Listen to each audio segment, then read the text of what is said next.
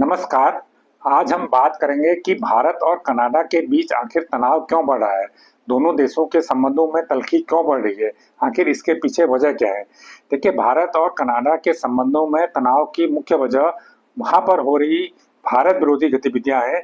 ये जो भारत विरोधी गतिविधियां हैं, सिख अलगाववादियों द्वारा की जा रही हैं, जो भारत के भीतर अलग खालिस्तान देश बनाए जाने की मांग को हवा दे रहे हैं, उसको प्रचारित कर रहे हैं। और उस मांग को बढ़ावा देने के लिए भारत में गतिविधियां काफी संचालन कर रहे हैं। कनाडा में तो कर ही रहे हैं, भारत में भी कर रहे हैं। इस बात को लेके भारत लगातार अपनी नाराजगी व्यक्त करता रहा है, लेकिन कनाडा इसकी अनसुनी करते रहा है, जिसकी वजह से ये गतिविधियां वहां पर बढ़ते जा रही हैं। अगर आंकड़ों पर नजर डालें तो जब से वहां पर जस्टिन ट्रूडो की सरकार आई है, लिबरल पार्टी की सरकार आई है, तब से ये गतिविधियां लगातार बढ़ी हैं। और भारत के बार बार कहने के बावजूद, भारत के बार बार ध्यान दिलाए जाने के बावजूद सरकार इनको रोकने के लिए कोई भी कदम नहीं उठा रही है। ये नाराजगी की प्रमुख वजह है। यहाँ आपको बता दें कि कनाडा में, जिसकी कुल आबादी 4 करोड़ से भी कम है, वहां पर सिखों की जो आबादी है वो 8 लाख के करीब है। 8 लाख के करीब सिखों की आबादी है। इसके अलावा बड़े पैमाने पर वहाँ पे भारतीय छात्र और भारतीय नागरिक कारोबार के सिलसिले में जाते हैं, स्टूडेंट पढ़ाई के लिए जाते हैं, वो अलग है। वो कनाडा के नागरिक नहीं है।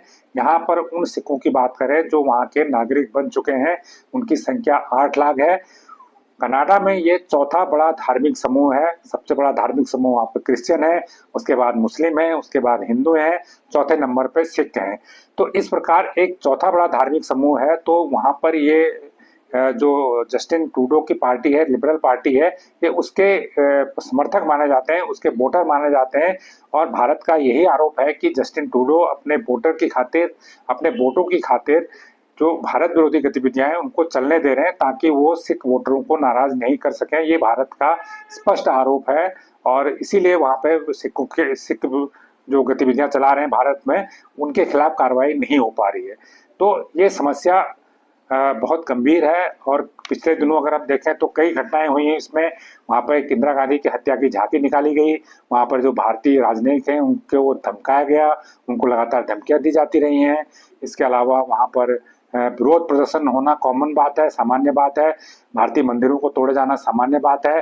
भारतीय दूतावासों पर हमले हो रहे हैं, वहाँ दूतावासों के सामने प्रदर्शन होते हैं, भारतीय झंडे को जलाया जाता है। ये वहाँ पर एक सामान्य सी गतिविधियां हो चुकी हैं।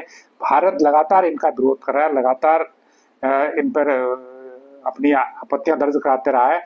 लेकिन कनाडा की जस्टिन ट्रूडो की सरकार ने कोई कदम नहीं उठाया है।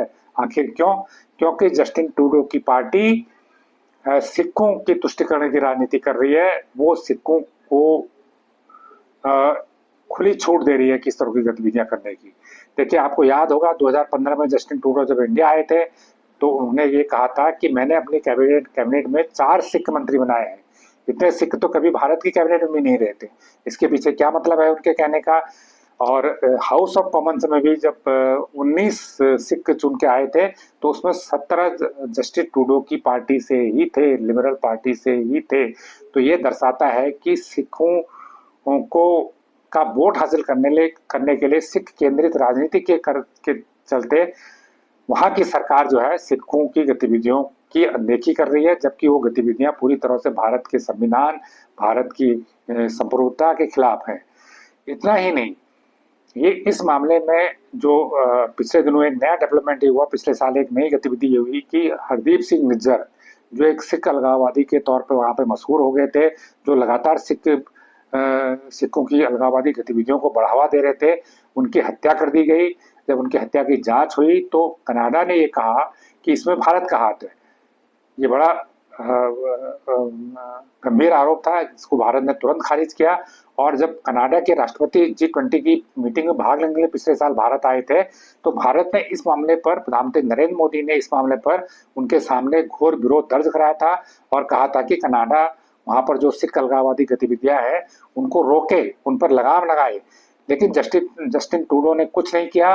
और वापस जब लौटे कनाडा गए तो उन्होंने वहां संसद में बयान दिया कि निज्जर की हत्या में भारत का हाथ हो सकता है, हमें ऐसे सबूत मिले हैं। लेकिन इस पर भारत ने आपत्ति की। भारत ने कहा कि अगर आपको सबूत मिले हैं तो आप सबूत हमसे साझा कीजिए, हम कार्रवाई करेंगे अगर ऐसा कोई है, और आप बिना सबूत के हम पर आरोप मत लगाइए। लेकिन कनाडा ने आज तक कोई सबूत भारत को नहीं दिया।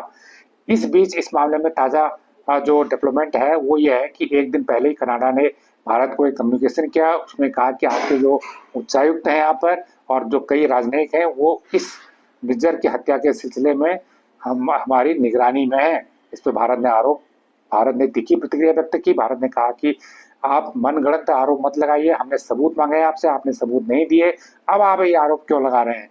अगर फिर भारत ने अपनी बात को दोहराई कि अगर आप इस तरह के मनगढ़ंत आरोप लगाएंगे तो हमारे पास इससे आगे बढ़कर और कार्रवाई करने का और आगे प्रतिक्रिया व्यक्त करने का अधिकार सुरक्षित है।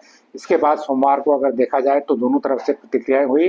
भारत ने जो कनाडा के उच्चायुक्त थे उनको यहाँ पर तलब किया, प्रभारी उच्चायुक्तों को तलब किया और अपना विरोध दर्ज कराया और उनसे कहा कि जो हमारे राजनयिक वहाँ पर काम कर रहे हैं उनकी सुरक्षा को लेकर हमें कनाडा की मंशा पे संदेह है, इसलिए हम उन्हें वापस बुला रहे हैं, हम अपने राजनयिकों को वापस बुला रहे हैं। इसके बाद ये खबर आई कि कनाडा ने वहाँ पर तैनात 6 भारतीय राजनयिकों को देश निकाला कर दिया, देश से जाने को कह दिया। भारत ने भी तुरंत कार्रवाई करते हुए कनाडा के 6 राजनयिकों को भारत से निकल जाने को कहा, भारत को जाने को कहा। तो अब जब दोनों देशों के संबंधों में तनातनी बढ़ रही है, दोनों देशों के संबंध बिगड़ रहे हैं, तो ये एक चिंता का विषय निश्चित रूप से है। लेकिन जहां तक भारत का प्रश्न है तो भारत का कनाडा से वैसे तो सभी तरह के रिश्ते हैं, व्यापारिक रिश्ते भी हैं, कनाडा से बहुत पुराने राजनयिक संबंध हैं, जब से भारत आज़ाद हुआ तब से कनाडा के साथ उसके संबंध बने हुए हैं। लेकिन इन संबंधों में समय समय पर उतार चढ़ाव आते रहा है। जब आपको याद होगा कि भारत ने पहली बार परमाणु परीक्षण किया था 1974 में, तब भी कनाडा ने विरोध किया था।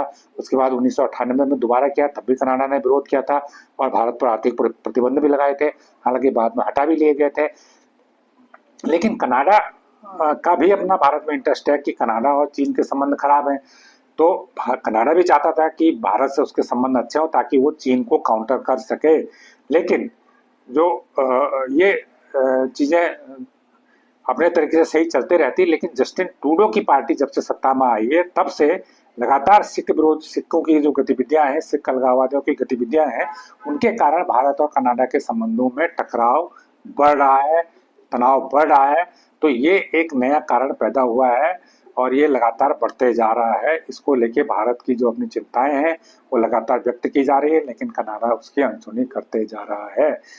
अब भारत के रुख से स्पष्ट है कि जब तक कनाडा की धरती पर भारत विरोधी गतिविधियां जारी रहेंगी तो भारत का रुख सख्त रहेगा, भारत हर संबंधों को ताक पर रख सकता है। लेकिन जब तक ये गतिविधियां नहीं रुकेंगी, जब तक कनाडा सरकार अलगाववादियों के खिलाफ कार्रवाई नहीं करेगी, भारत तब तक उससे अपने संबंधों को सामान्य करने के लिए कोई कदम नहीं उठाएगा, कोई कार्रवाई नहीं करेगा। ये भारत के रुख से स्पष्ट है, भारत का संदेश स्पष्ट है। अब इसमें जो फैसला लेना होगा कनाडा को लेना होगा, जो पहल करनी होगी कनाडा को करनी होगी, वरना दोनों देशों के जो संबंध बिगड़े हैं, जो संबंधों में तनाव बढ़ा है, वो यथावत कायम रहेगा, उसके सामान्य होने की संभावना नहीं है। तो ये एक विश्लेषण था भारत और कनाडा के संबंधों पे, मौजूदा तनाव पे। ये आपको कैसा लगा, हमें प्रतिक्रिया हमें कमेंट करके जरूर